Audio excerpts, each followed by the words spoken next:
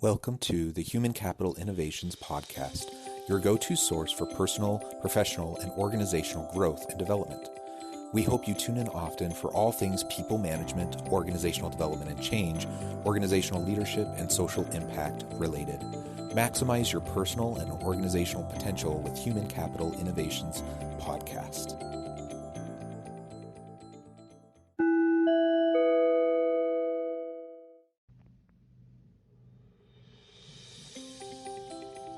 Welcome to the Human Capital Innovations Podcast. In this HCI podcast episode, I talk with Brian Bogert about the hurdles that businesses should be planning for post-pandemic.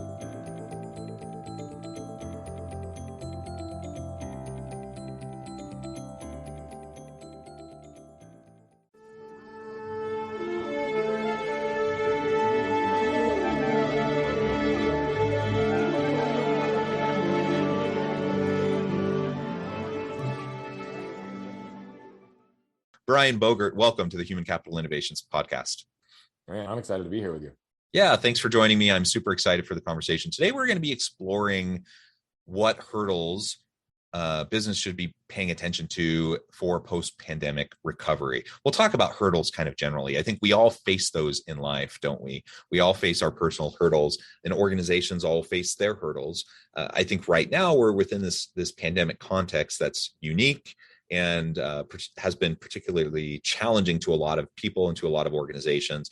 And hopefully, fingers crossed, we'll be able to come out of this sooner than later and go through that post-pandemic recovery. But there's certainly going to continue to be a lot of challenges that we face as we do so. So that's what we're going to be exploring together today. As we get started, I wanted to share Brian's bio with everybody. Brian Bogert is a human behavior and performance coach, speaker, and author who teaches clients to raise their level of awareness and intentionality to become who they already are, their most authentic selves. Brian helps executives, entrepreneurs, athletes, and growth-minded individuals learn this transformative approach that cultivates perspective, motivation, and direction to help them align their life with their true desires and defy their own expectations. He teaches how to embrace pain, to avoid suffering, and guides individuals from avoiding pain to accepting it. Brian believes this approach helps others achieve purpose, joy, and freedom. And I completely agree. I think that's wonderful. That's beautiful. I'm excited to explore all this with you. Before we launch into the main conversation for today, anything else you would like to share with listeners by way of your background, personal context, or anything about your story that you think would be helpful?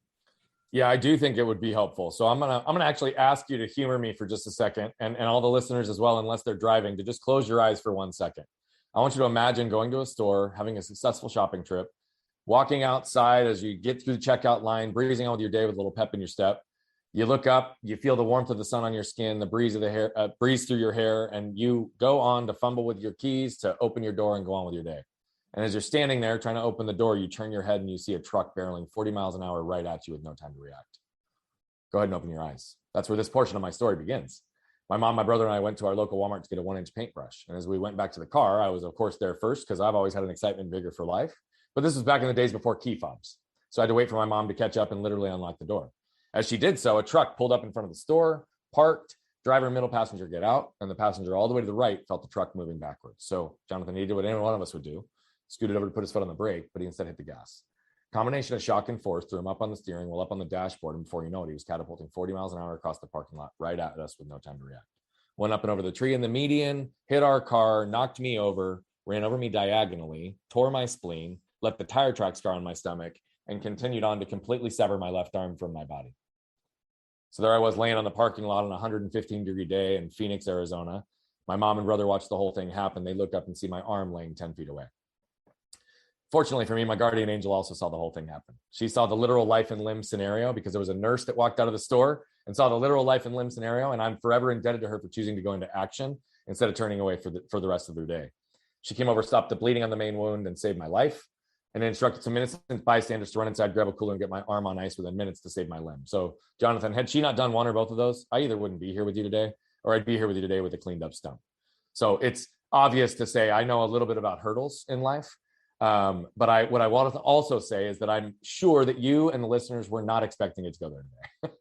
I know I've got a very unique story, but the more I've done this, the more I realize that we all have unique stories. What's important is that we pause to become aware of the lessons we can extract from those stories and become intentional in how do we apply them in our lives. So I'll share with you 2 quick lessons, and then we're going to freestyle on the rest of it. These both, by the way, relate to overcoming hurdles.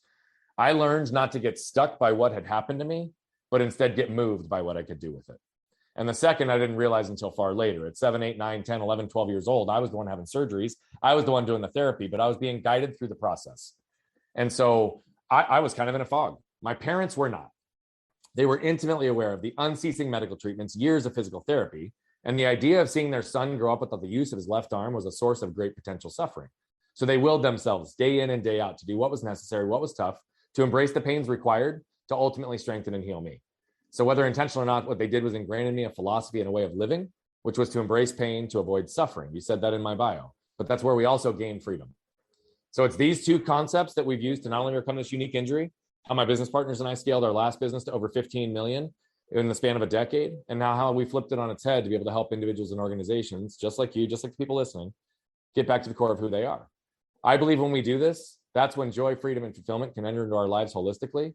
And that's what gives people to stand on their own 2 feet, not only confident, but convicted in who they are, and standing on their own 2 feet, knowing that the world won't just accept them, but embrace them for who they are. That's why we're on a mission to impact 1 billion lives by 2045 through our 4 entities. Well, I love all of that. Thank you so much for sharing. What a horrific experience. I can't even begin to imagine not only the incident itself, but the aftermath and just the long recovery that it must have been. And I imagine there are still persisting challenges that you face to this day due to something that happened so long ago. Yeah, absolutely. And the reality is, perhaps in less dramatic fashion, but we all face hurdles. We all face things that impact us our entire lives, and we get to choose how we're going to respond to those challenges, right? And I don't say that to minimize anyone's pain. I don't say that to try to tell people that they need to just bottle up any of the negativity that they feel and suppress it. That's not healthy, but we definitely need to work through those challenges. We need to work through the difficulties that we face and then learn from it, grow from it, and springboard off of it into future opportunities. And clearly that's what you've done, and that's what you and your team have done. And that's super inspirational and just a really great life lesson, I think, for everybody as we try to grapple with those types of challenges that we face in our everyday lives. So as you think about those experiences and that fed into what you've done in your career, how has that continued to launch you into where you're at today? Clearly, it has impacted your framing, your worldview, your desire to help others and to impact so many people in positive ways. That is all wonderful. That's beautiful. What else do you gain and learn from those experiences and others undoubtedly that you've experienced throughout your life that feed into how you're going to continue as you go through your career to build off of the challenges and create your own positive future? Yeah. So, my whole core philosophy on embrace pain to avoid suffering is wrapped up in that entire question, right? What I learned a long time ago is that pain and perspective both point us at what's important if we're choosing to listen. And so I have had multiple moments of experiencing pain, right? Both in all mental, physical, spiritual, emotional, and even perceived. And I've had to move through that in a very systematic way, but allow myself to have enough perspective to recognize where I need to head. So a lot of this stuff is rooted in awareness and intentionality in everything that we do. But literally, whether it's when I shut off physical pain, I shut off emotional pain for almost 30 years, which didn't allow me to enter into the world with empathy and compassion and truly have human connection, which is something that I fought so viciously for, right? I had created mental narratives in places in my life that bit me, right? In particular, the first one that bit me was when I was 20 and re-broke my arm and almost lost it again and went 10 months with it hanging by my side. I had to relearn and understand the narrative I'd created about how strong and tough I was also why people weren't there, because they bought into my narrative and I didn't have the courage to ask for help. right? So focusing on human connection was this next venture in my life, had to understand that, unpack that. And that was being done through all of our philanthropic efforts, through the scaling and growing of our last business, and really understanding what these are. But then I realized at some point, right, that it was a strategic and tactical solution that I was providing to human connection. Because, oh, by the way, until I discovered emotion, human connection without emotion isn't really human connection. And so it has fed my life in so many ways, because I think that all of the pain and all of the perspective that I've experienced has allowed me to focus on what's most important, on not only who I am, who I'm doing this for, and who I'm impacting, right? It allowed me at one point in my life to sit back and recognize that the narratives of the world are to chase the what? What house, what car, what amount of money, what amount of success, what amount of business scaling can we accomplish? And I did that. I accomplished all of that. And I realized as I'm sitting there running with people making multiple 6 figures, 7 figures, 8 figures in some cases, that all of us were miserable because we'd lost the who to chase the what. And so I went through a systematic process of really starting to unpack these things for myself in combination with my own experiences through pain and perspective to truly get back to the core of who I was, because I'd lost it at some point. And what I realize now, and this is why I believe this is such a core part of our message, is today, at this point, everything in my world, all the what's in my world are a manifestation of the who, not the other way around. So I genuinely believe that we need to help people understand at the core exactly who they are, live with permission on understanding what that looks like. Because, oh, by the way, I understand what it's like to be the only one in a room to look and feel a certain way, right? I understand what it's like to be isolated and viewed to be not worthy and not capable of accomplishing something because of how other people were viewing me through their own lens on the world, right? And so when we understand these things, all of it is ingrained, not just in my personal journey of overcoming hurdles, but my professional ones as well. So everything in these hurdles has honestly shaped my life to where it is now and continues to shape my life. I've been through significant hurdles in the last 6 months. Some of the greatest amount of emotional and physical pain I've ever experienced were in the most recent 6 months. And guess what? I still had to go through them. So I'm not a believer that like we shut these things down, but that's the narrative of the world, is to reduce, eliminate, or avoid our pain, right? Shove our emotions down, show up and move. But the reality of it is, what I've learned is that we actually have to feel in order to heal. And everything that's rooted in human connection is based in 4 things: people feeling safe, people feeling protected. Those are not the same. People feeling seen and understood, and people feeling connected. That's all rooted in the who. That's all rooted in people. So it's who before what, people before profits. These are the same philosophies that are all embedded in everything we do, with embracing pain to avoid suffering, and you name it. Yeah. Yeah. Excellent.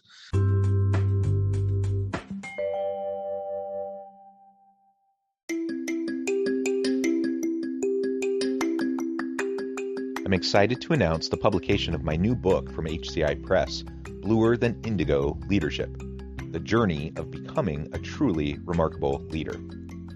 Early in my adult life, I learned about an Asian proverb that translates as bluer than indigo. If you think about the color indigo, it is a brilliant, deep, and vibrant blue, what some would call the bluest of blues. To have something that is bluer than indigo is rare and truly remarkable. Contrary to popular myth, there is no one-size-fits-all or cookie-cutter approach to effective leadership. There's no silver bullet, no secret sauce, no go-to model that will solve all of our problems. The truth is, great leaders have all had their unique strengths and flaws, and have all had to discover and then pave their own distinctive path in their life's journey to fulfill their leadership potential. Bluer Than Indigo Leadership will help you discover your own path and explore those ordinary, everyday actions that will help you respond to an uncertain future and produce extraordinary results for individuals, teams, and organizations.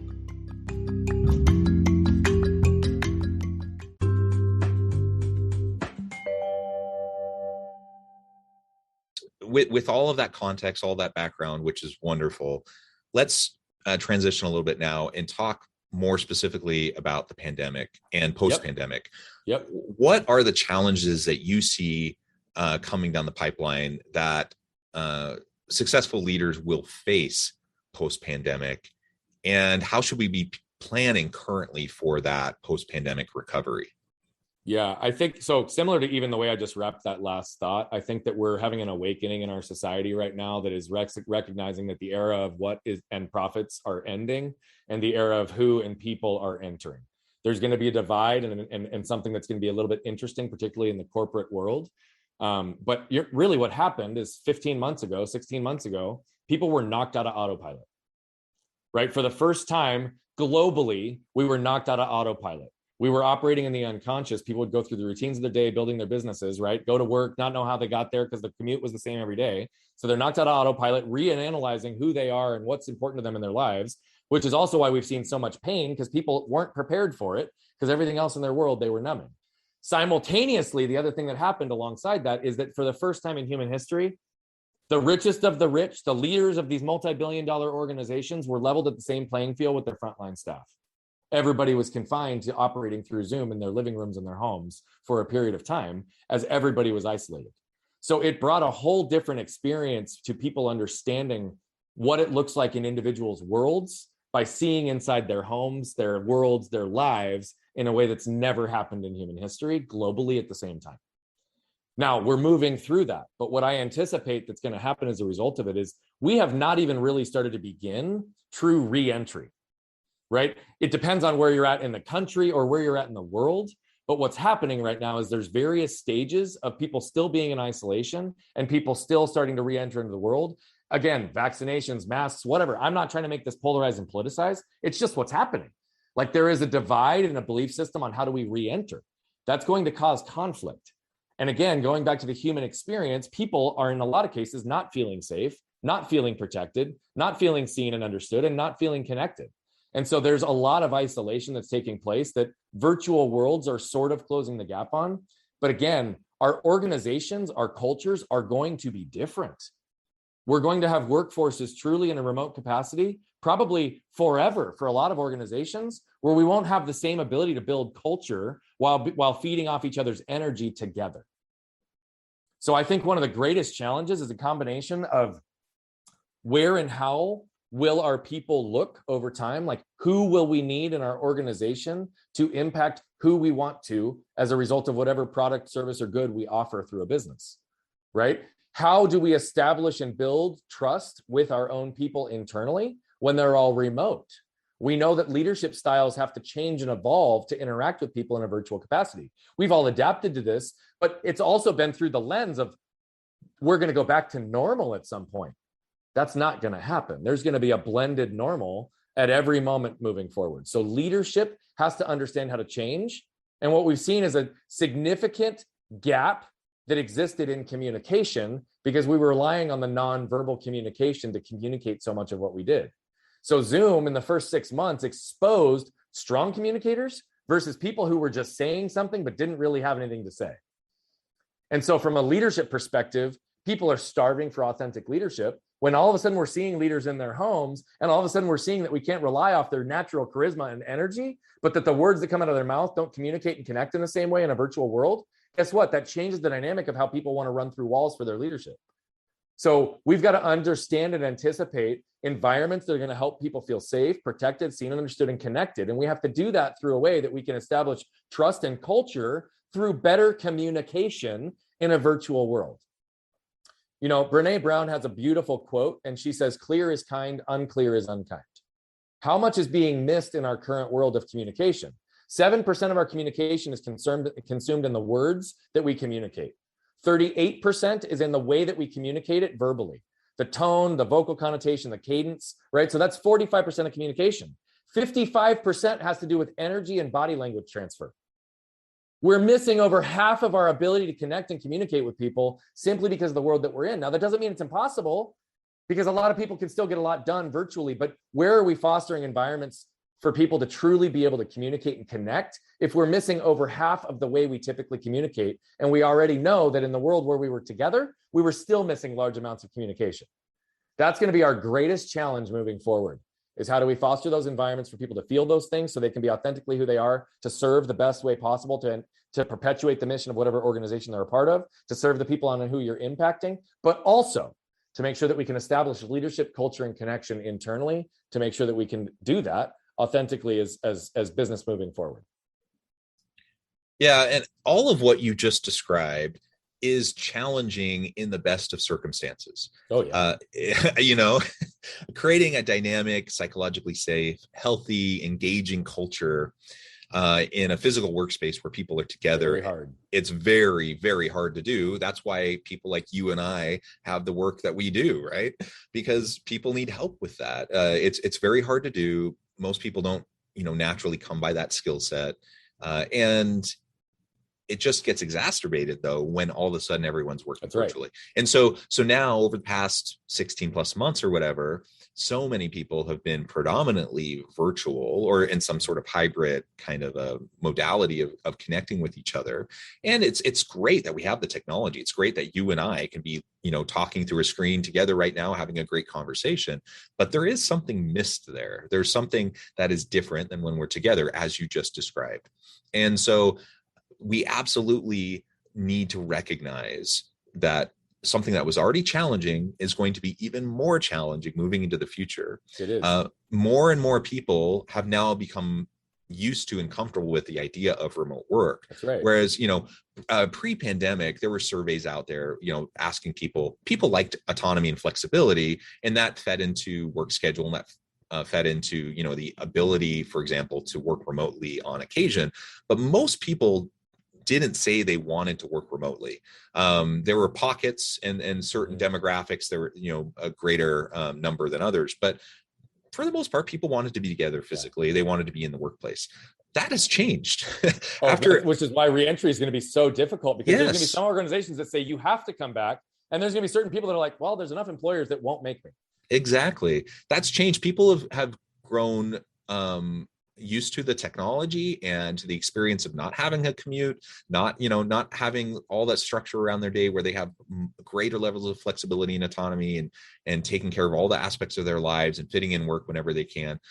People are used to that. And so it's not just going to go back. Hybrid work, I think, will be the new name of the game. And I think organizations are going to have to figure out how to be flexible and adaptive with all of that. But ultimately, like you said, if companies just flat out say you have to come back, in this, it's going to cause divide and conflict. Yeah. In this labor market, people have choices. So people will, if they really want to work remotely, or at least the flexibility to work remotely often, they'll go somewhere else. And you're going to create, there's going to be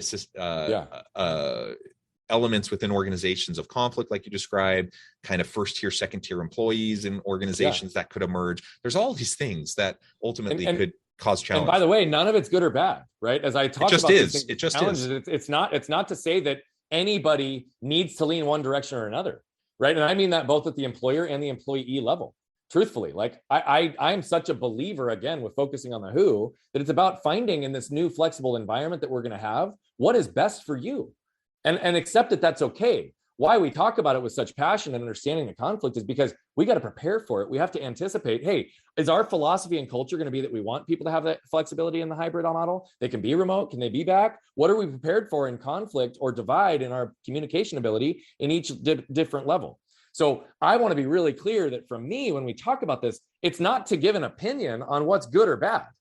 It's just to say that as we talk about with hurdles and conflict, these are things we have to consider. We have to be talking about. And if you're not already talking to your people about this now, you're probably behind the boat. Yeah, it's not good or bad. It just is. It's just the reality that we're in, and we're just going to have to figure out how we're going to navigate it. And one thing that I have seen, perhaps it's dissipated a little bit over the course of the last 16 plus months, but I have seen, particularly early on, that many leaders, the most successful leaders in this transition, in this COVID and pandemic environment, were those that were able to authentically connect and show genuine empathy and compassion towards 100%. Their people. And people have expected that more and more. Whereas, in the past, people had their jerk bosses, and people, maybe they don't love their boss, but they just kind of put up with it. Now, are they going to be willing to put up with that? I'm not so sure. No, and I think honestly, environments that operated off of toxic shame and those types of negative emotions to motivate their people are going to really struggle moving forward. Because when people aren't in the environment and they're in their own, although you're still going to impact them in a way that you may motivate them by those negative techniques, but the reality of it is like they're also not going to put up with it for as long, because they don't have to. When they're sitting in their own home, they're like, I don't have to do this. So I 100% agree with you. What's interesting though is, again, that supports the point. We have an awakening moving from profits towards people. Leadership are recognizing that nothing in business will happen without people. I don't know how we lost sight of that. Right? We did lose sight of that at some point, right? Is that it's like, oh, we can systematize things and put technology in place. And what we realized, even in this world where we go virtually, guess what? There's a lot we can't. And that's okay. right? And so for us to be able to surrender to the fact that it's like we're evolving in a way that's really going to get back to the individual and the flexibility and living lives that will be filled with more autonomy, joy, freedom, and fulfillment. Like as employers, the earlier we embrace that and recognize that our culture is shifting that way, it's already shifted that way. It's a matter of like, how are we going to keep up and how do we want our culture to align with that? But like, that's the thing, man. Nobody's going to put up with it because a toxic shame-based environment, you need literally the environment to condition that and pattern in the behavior. And you cannot, I mean, you can deploy toxic shame virtually, but the reality of it is when you get into that environment, at some point, somebody's going to turn their screen off because they don't have to listen to it. Whereas when they're around 50 other people who are all absorbing that same type of toxic shame leadership, guess what? The whole crew is kind of doing the same thing, just trying to protect. But empathy and compassion is the only way, truthfully. So those that survived, those that demonstrated that, guess what? Those are also the organizations and leaders that have thrived in this time. Yeah, absolutely. Well, Brian, it has just been a real pleasure. The time has flown by. I notice that we're about to the end of our time. I want to be respectful of your time and let you get on to the rest of your day. But before we close, I just wanted to give you a chance to share with listeners how they can get connected with you, find out more about your work, and then give us the final word on the topic for today. Yeah, so you can reach me at Bogert Brian or at brianbogert.com. Both are good places. So at Bogert Brian's on any social platform. What you'll notice when you go there is we create a lot of free content. We don't do that with like click funnels and baits and click to actions at the end of it, right? Like the reality of it is we want to impact 1 billion lives, and 99.9999999 will never pay us $1. We're very okay with that. So the one request I'll ask, and then we'll just kind of do this together. But the one request is, because we do that, I want to be really clear. I'm not asking for help around vanity metrics. The only way we get to 1 billion is through collective impact. So if you ever consume anything that you see from us, it resonates with you and it moves you, all I'm asking is if you can like, comment, and share. And oh, by the way, if you don't do that on social and you just show it to a friend virtually, again, I don't care about the metrics. I care about the message being perpetuated. Because if it moves you, one thing I can guarantee is that moved people move people. And so when we look at how do we overcome hurdles moving forward, keep in mind, moved people move people. So if you're a leader or you're just an employee or you're a business owner, if you're looking at how do we move through this next period of time, how do I move myself so that I can move people so that we can go have the impact on the people that we desire? If we do that and we all focus at hurdles that way, that we're better together, how do we unify, gather perspective to point us at what's important? We will all be thriving before too long. Wonderful. Well said, Brian. It has just been a pleasure. I encourage listeners to reach out, to get connected, find out more about what Brian and his team can do for you. And as always, I hope everyone can stay healthy and safe, that you can find meaning and purpose at work each and every day. And I hope you all have a great week.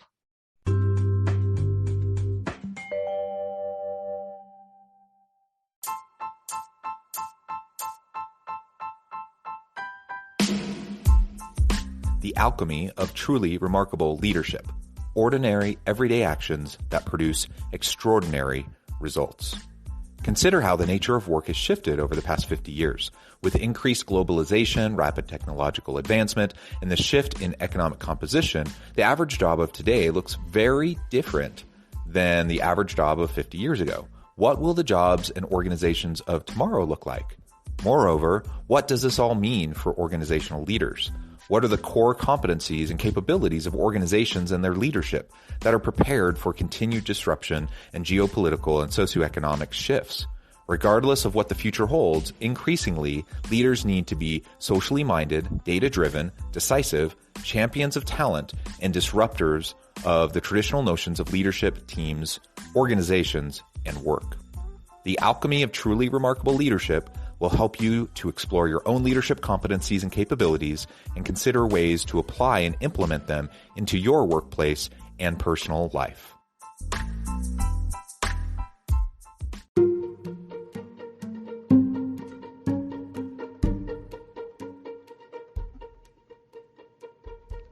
Check out Human Capital Innovations magazine, Human Capital Leadership.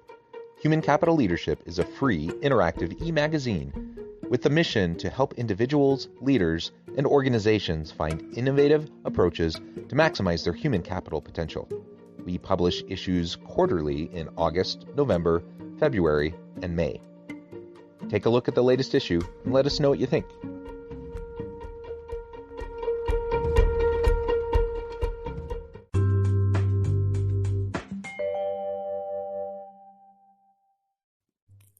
Thanks again for joining us for this episode of the Human Capital Innovations Podcast.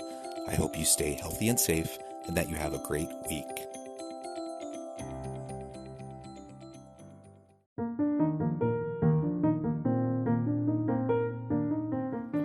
Check out our new weekly LinkedIn newsletter, Alchemizing Human Capital, exploring industry trends via original research and interviews with executives and thought leaders from across the globe.